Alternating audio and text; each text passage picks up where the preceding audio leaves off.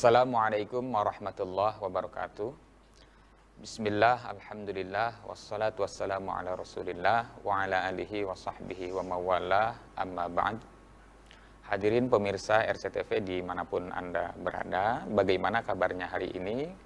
Alhamdulillah kita berjumpa kembali di program pada bulan penuh berkah Ramadan Menyapa.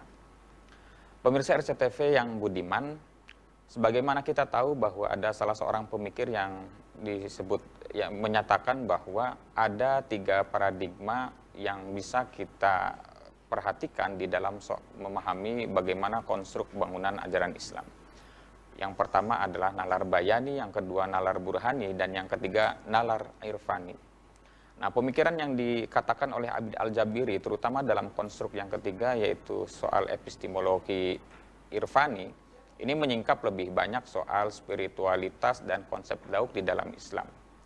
Kali ini dalam kesempatan yang berbahagia ini kita akan mengupas tema soal puasa dan spiritualitas Islam. Dalam konstruk yang demikian kita akan menyingkap bagaimana sesungguhnya sisi spiritualitas Islam sebagaimana konstruk tadi yang sudah disebutkan oleh Al-Jabiri terkait dengan nalar irfani, untuk memahami bagaimana sesungguhnya konsep puasa, hakikat puasa, kemudian nilai spiritualitas yang ada di dalam puasa. Untuk itu kita akan berbincang pada sore hari ini bersama narasumber yang sudah dihadir di tengah-tengah kita, yaitu Dr. Haji Suteja MAG. Beliau adalah Wakil Dekan 1 Bidang Akademik Fakultas Ilmu Tarbiyah dan Keguruan YIN Syekh Nurjati Cirebon. Assalamualaikum, Dokter. Bagaimana kabarnya hari ini? Alhamdulillah. Masih tetap semangat ya? Semangat. Kita sebut beliau adalah panggilan yang biasa kita sapa ke beliau adalah Abah. Langsung saja, Bah. Sore hari ini kita akan mengupas soal puasa dan spiritualitas Islam. Bagaimana menurut Abah sendiri soal puasa dan hakikat puasa itu terkait dengan spiritualitas ajaran Islam? Silahkan, Bah. Oke, terima kasih. Assalamualaikum warahmatullahi wabarakatuh. Alhamdulillah, salatu wassalamu ala rasulillah wa ala alihi washabihi wa man tabi'ahudah. Para pemirsa dan umat Islam yang berbahagia, bicara soal zauk, rasa, cita rasa puasa, itu kan sebenarnya setiap orang punya cita rasa yang berbeda. Nah, jadi yang perlu dicatat pertama bahwa spiritualitas itu adalah aspek batiniyah, aspek transendental, aspek transpersonal yang sifatnya juga personal, individual. Cuma persoalannya adalah setiap tahun kita melakukan ibadah puasa Ramadan, setiap tahun pula kita melakukan rutinitas. Nah, rutinitas inilah yang menyebabkan kita tidak bisa memfungsikan zauk, intuisi kita. Sehingga puasa dianggap hanya ngeser jadwal makan. Ya, orang bilang kalau mestinya kalau Ramadan itu karena puasa anggaran pengeluaran semakin berkurang, tapi justru semakin banyak karena banyak lamunan.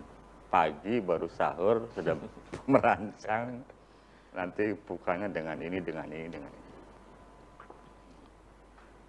Apakah ini tidak mengganggu spiritualitas puasa? Dalam bahasa agama, apakah ini tidak membatalkan hakikat puasa? Ya, jadi kalau mahasiswa sarjana, puasa masih ribut bukanya dengan apa? Ada kolak atau tidak? Kira-kira puasanya batal tidak? Itu kalau bicara spiritualitas seperti itu. Kalau bicara hakikat, karena puasa itu hakikatnya bukan sekedar som, siam, nahan diri dari makan, minum.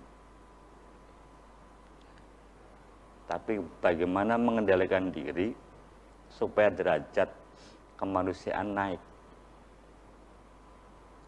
Jadi kalau Tuhan hanya beberapa kali menyebutkan kata saum, siam dalam Al-Quran, itu saking rahasianya puasa. Dan puasa itu urusannya dengan Tuhan langsung. Nah, mestinya, ini pemahaman saya, Mas Sofi, ketika puasa itu urusan Tuhan dengan kita pribadi masing-masing, mestinya orang yang sedang berpuasa itu bisa meleburkan diri masuk ke dalam kemauan Tuhan. Terlalu dalam nggak? Iya.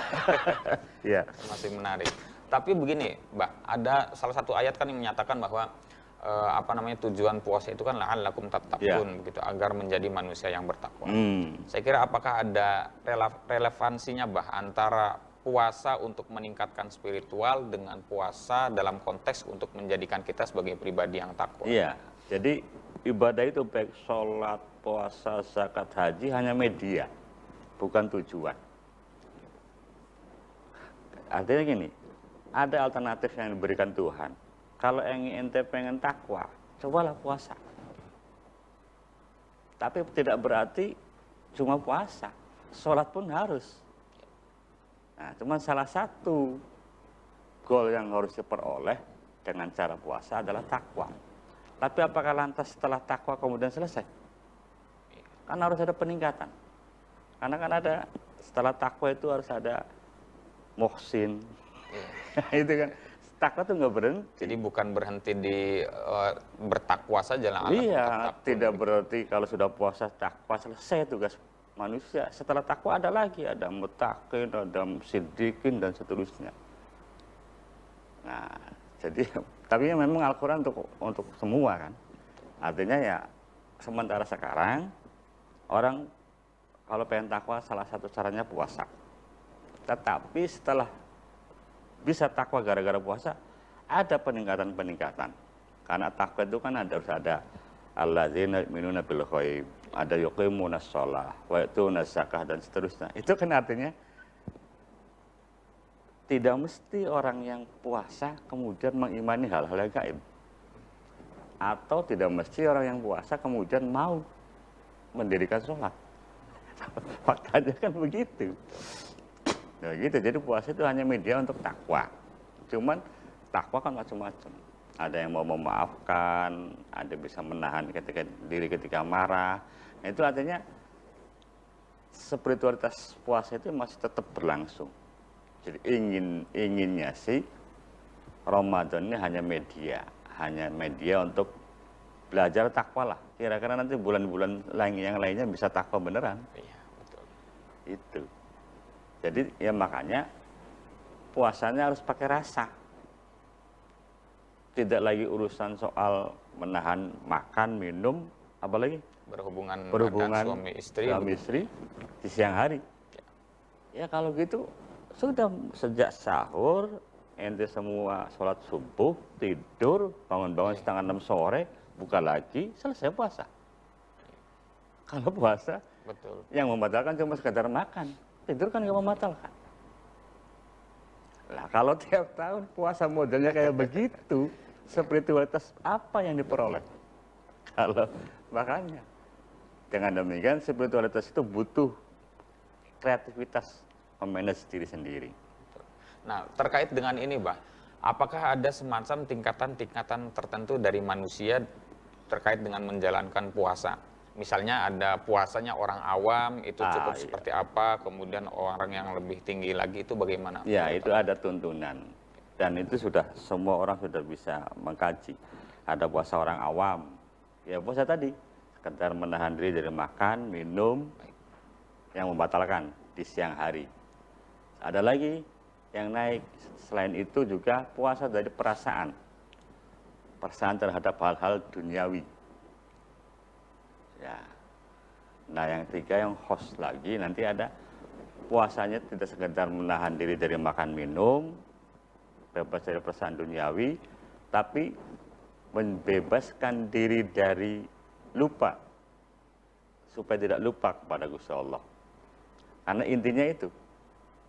Intinya spiritualitas itu penyatuan dengan Tuhan. Jadi ya kalau di sholat ada istilah, ada bahasa aqimis sholata li dzikri. Kalau kita sholat untuk ingat Allah, maka itulah sebenarnya sebenar-benarnya sholat. Karena ibadah apapun, kuncinya tidak boleh menjauhkan kita dari Gusti Allah. Buat apa kita puasa? Tapi tiap hari musuhan dengan orang. Betul. nggak ada rasanya puasa. Buat apa kita puasa, tetangga kelaparan cuek-cuek saja. Jadi nggak ada spiritualitasnya puasa. Jadi ya, kalau saya sering sampaikan di forum-forum obrolan tiap hari, persoalan puasa itu nilainya bukan persoalan kemampuan menahan lapar, Mas Sofi, tapi kemampuan menahan selera makan. Setelah Ramadan itu selera makan dikendalikan. Jadi kalau zuyina hubbus syahawati minan nisa, itu syahwat itu kan selera. Kalau kita punya uang, bisa beli makan apa sukanya ente? Nasi Padang, ayam, atau orek. Uang banyak, ya. Terus lagi sehat. Tapi apakah mampu mengendalikan kemauan untuk makan? Itu persoalannya. Ya, baik, kita akan lanjutkan diskusi pada sore hari ini setelah tayangan berikut. Pemirsa RCTV dimanapun Anda berada, kita kembali lagi di program Ramadan Menyapa. Anda juga bisa berpartisipasi langsung melalui sambungan telepon di layar kaca Anda di 0231 482 138. Baik, Assalamualaikum. Waalaikumsalam warahmatullahi wabarakatuh, Bung Sofi. Baik, dengan Ibu siapa dan dari mana, Ibu? Ibu Indra di Desa Pelayangan, Kecamatan Gebang, Kabupaten Cirebon. Gimana Ibu Indra, sehat kabarnya, Bu? Alhamdulillah, mudah-mudahan Bung Sofi pun demikian. Wah, saya baru lihat nih Bung Sofi tertawa. Alhamdulillah. Mari silakan bertanya dengan narasumber kali ini, Ibu Indra, silakan. Iya. Assalamualaikum Pak Dr. Haji Suteza. Waalaikumsalam warahmatullahi Iya. wabarakatuh. Mengenai spiritual Islam dan hubungannya dengan puasa, saya ingin penjabaran dari sabda Rasulullah Shallallahu Alaihi Wasallam yang kurang lebih berbunyi, seandainya umatku mengetahui semua keistimewaan Ramadan, niscaya mereka mengharap agar semua bulan menjadi Ramadan. Nah, bagaimana pencerahan dari Pak Dokter? Terima kasih. Ya. Terima kasih pula Bung Sofi. Ya, Assalamualaikum warahmatullahi wabarakatuh. Waalaikumsalam warahmatullahi wabarakatuh. Ya, terima kasih Bu Indra. Nampaknya menarik ini, Bah. Ada pertanyaan soal tadi hadis ya. Jadi kalau tidak keliru yang lau ta'lamu ummati ma fi Ramadan, latamanna antakuna salah sanah kulluha Ramadan. Silakan ditanggapi, Bah. Nah, ini pembelajaran paling dasar tentang spiritualitas. Iya. Walaupun ini masih apa ya, kelasnya itu. Jadi karena Ramadan itu penuh pahala. Di dalam Ramadan ada Lailatul Qadar, malaikat dan Jibril turun setiap malam ke bumi, juga Allah turun. Kebaikan dilipat gandakan. Pintu surga dibuka, pintu neraka ditutup, setan dibelenggu, dan semuanya pahala. Nah, kalau umatku tahu, tidak sekedar tahu, meyakini hal itu, pengennya setahun itu Ramadan semua. Betul. Jadi ibaratnya pengennya juara tiap hari. Ya, kalau dagang pengennya untung tiap hari. Ini motivasi. Motivasi supaya kita serius beribadah selama Ramadan. Karena selama ini yang saya amati, ketika Ramadan datang orang gegernya puasa. Bukan ibadah. Bukan ibadah. Tapi lebih ke puasanya itu. Kepuasanya bukan ibadahnya, makanya yang penting puasa walaupun setengah hari tidur. Yang penting kan puasa. Ibadahnya tidak. Jadi kalau ya ini punten ini sih, introspeksi aja. Kalau Ramadan datang kita orientasinya puasa, bukan ibadah, maka nilai spiritualitas gak akan dapat. Coba kalau kita nawainya puasa, ibadah. Ramadan datang meningkatkan puasa, meningkatkan ibadah. Ya otomatis puasa. Tapi kita tetap kerja, tetap kuliah, tetap berjuang, tetap apa? Lamun upacara tetap upacara kan, lamun ngajar tetap ngajar kan itu. Bukan malah bermalas-malasan. Nah, kalau Indonesia kan lucu. Ramadan datang siap-siap puasa. Sehari puasa. Nanti besoknya bukan lagi puasa, siap-siap kapan THR turun. Jadi seolah-olah Ramadan datang itu sebagai prasyarat adanya THR. Iya. Jadi kacau. Indonesia tuh spiritualitas nggak ada. Mengapa ente ribut puasa? Ya karena pengen dapat THR. Coba aja. Jadi THR tidak akan wujud kalau tidak ada Ramadan. Jadi guyonannya Ramadan dibikin kesempatan datanya THR. THR betul. Bukan untuk semakin meningkatkan ibadah. Jadi selama kita menyongsong Ramadan untuk kepentingan puasa semata-mata, tidak untuk ibadah dalam skala luas, spiritualitasnya dari tahun ke tahun seperti itu saja. Iya. Nah, menarik kalau kita sampaikan ada pendapatnya dari Imam Az-Zahabi misalnya, beliau menyatakan di Al-Quran itu ada beberapa ayat yang tidak pernah terpisahkan satu sama lain. Salah satunya adalah perintah untuk melaksanakan sholat itu selalu saja bersinergi dengan perintah melaksanakan zakat. Itu artinya bahwa ibadah vertikal itu tak pernah terpisah dengan ibadah horizontal. Kita tidak bisa menjadi manusia yang hanya saleh pribadi tapi juga sosial.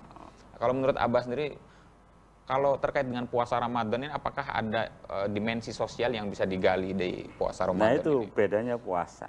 Puasa itu kan kata Tuhan, yang tahu siapa yang puasa siapa yang tidak, cuman Tuhan, cuman Gusti Allah. Ya, belum tentu kita yang di sini puasa. Kata Allah, ya, kata Allah. Belum lagi kata manusia tukang warung, beda lagi. Belum tentu orang masuk warung tidak puasa. Dan yang tidak pernah masuk warung siang hari juga puasa, belum tentu. Itu keistimewaan puasa, kerahasiaannya puasa. Makanya kan ana ajzi langsung. Nah, di situ yang saya katakan di awal. Puasa Ramadan itu jadikan kesempatan kita untuk menyatu dengan maunya Tuhan. Itu aja lah. Kalau menyatu dengan Tuhan terlalu ekstrim. Betul. Menyatu dengan maunya Tuhan. Tuhan itu maunya apa? Satu, kita ini tawadhu. Maunya Tuhan. Tidak pamer. Sudah gembor-gembor saya puasa, tidak. Ini bulan puasa, bulan suci, pahalanya banyak, jadi harus taraweh rame-rame. Tidak harus begitu. Apalagi sekarang musim virus begini kan. Nggak usah taraweh rame-rame lah. Oh, tiap hari aja nggak pernah sholat, pas Ramadan ribut taraweh. Ya, Tuhan kan nggak mau begitu. Betul. Iya. Ribut taraweh, jamaah subuh aja nggak pernah. Iya kan itu. Tuhan tuh pengennya kita tawadhu. Dan kedua yang paling penting spiritualitasnya itu adalah jujur. Karena di dunia manapun, ya kalau lagi butuh, dibutuhkan orang jujur. Kalau lagi hilang, kehilangan banyak orang jujur. Jujur itu nilainya tidak sekedar ngomong apa adanya, mengakui potensi diri sendiri, mengakui kelemahan, bahkan kalau salah ngaku salah, bahkan kalau harus memaafkan orang lain, harus memaafkan orang lain. Ya. Dan tidak mendua, tidak berkepribadian ganda, kadang-kadang jadi laki-laki, kadang-kadang menjadi perempuan. Kita kan sering begitu. Ngerasa nggak umat Islam begitu? Kadang-kadang jadi orang Islam, kadang-kadang jadi orang non-Islam. Itu kan belum ada. Makanya kata jujur, kata Rasul, jujur pada orang lain gampang. Tapi pada diri sendiri itu. Yang sulit itu. Yang sulit itu. Baik, kalau terkait dengan ini terakhir, bagaimana sih cara-cara atau kiat-kiat agar kita bisa meningkatkan spiritualitas kita di bulan puasa, terutama di masa pandemi COVID-19 ini, Mbak? Nah, mestinya kita bersyukur. Dalam dunia tasawuf kita ini punya kesempatan uzlah, khalwat. Orang yang dulunya nggak betah di rumah dipaksa betah di rumah. Betul. Dulu yang ngomong di lagu-lagu baiti jannati, sekarang buktikan ente hadis itu baiti jannati. Jadi dikemunafikan selama ini bertahun-tahun, kita kembali ke kejujuran. Dari yang dulu ngomong itu kan mana-mana untuk keluarga, buktikan kalau kita sekarang dekat dengan keluarga. Nah, kata Rasul, kalau ente pengen tahu dunia, pengen tahu kelemahan diri sendiri, ya caranya khalwat dan uzlah. Ini kesempatan. Ya, kesempatan terbaik memang di masa pandemi ini. Khalwat itu artinya menyendiri, hanya untuk Gusti Allah. Ya kesempatan sekarang ini. Kalau selama ini kita lupa Gusti Allah karena banyak permainan di luar, permainan kata-kata. Sekarang pulang, kembali kepada Gusti Allah. Karena kata Rasul, kita ini hendaknya jadi anak kecil yang selalu betah di kamarnya Tuhan. Kita kan nggak pernah betah di rumah Tuhan. Yang tajuk beli betah. Jumatan ngantuk dan seterusnya. Jumatan ngantuk. Terawih ya, nunggu jaburannya pengen, ya kan? Ya, jadi kesempatan di masa-masa sekarang kita syukuri, kita positive thinking. Dulu kita melawan, dipanggil Tuhan pulang ke rumah orang tua. Dulu kita jauh dari keluarga, pulang dengan dekat dengan keluarga. Dulu jauh dari Tuhan, kembali kepada Tuhan. Itu. Ya. Baik, Bah, mungkin sebelum kita tutup diskusi pada sore hari ini, ada pernyataan atau closing statement dari Abah terkait dengan tema kita pada hari ini. Silakan, Bah. Ya, gampangannya gini adalah, puasa itu awalnya pembelajaran untuk bisa mengendalikan diri, tidak makan, tidak minum, suka-suka, walaupun halal. Tapi mari setelah itu belajar mengendalikan selera makan. Jangan mentang-mentang halal semua dimakan, nanti lama-lama banyak penyakit. Jadi kalau spiritualitas itu jangan dikira tidak punya dampak pada fisik. Orang yang tidak bisa mengendalikan spiritualitas, kemauan-kemauan yang metafisik, berakibat pada kesehatan fisik. Jadi kalau selama kita masih punya anggapan puasa sekadar tidak makan, tidak minum, nanti akan bisa dikoreksi. Apakah yang puasa akan sehat? Apakah puasa yang akan jadi takwa?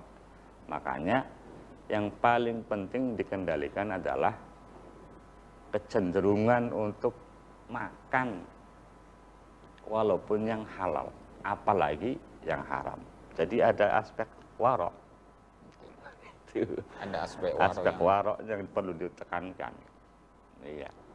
Artinya bukan berarti tidak boleh makan yang halal-halal, tapi coba selera makan yang halal itu harus ditakar, tidak dilos terus-terusan. Itu. Sebab kalau orang nanti terlanjur terbiasa semua dimakan walaupun halal, ketika nggak punya uang, mau apa? Ya kan? Ketika tidak punya, dalam petik, pekerjaan, jabatan yang bisa menghasilkan uang untuk membeli gengsi, akan jadi apa? Jadi, mestinya orang yang suka puasa itu tidurnya nyaman. Jangan sampai kita makan enak, tidur tidak nyaman. Kenapa? Makan enak, tidur tidak nyaman. Makan enak, kenyang, tapi tidur tidak nyaman karena mikiri kiki utang bayarnya apa. Ya kan, makan kenyang, tapi mikir bayar utang. Apa maning yang oleh korupsi? Tuh. Ya. Paling enak bukan besok. Ya. Baik, saya kira demikian diskusi kita sore hari ini. Terima kasih kepada Abah Dr. Haji Suteja yang telah menyampaikan tema dengan sangat luar biasa.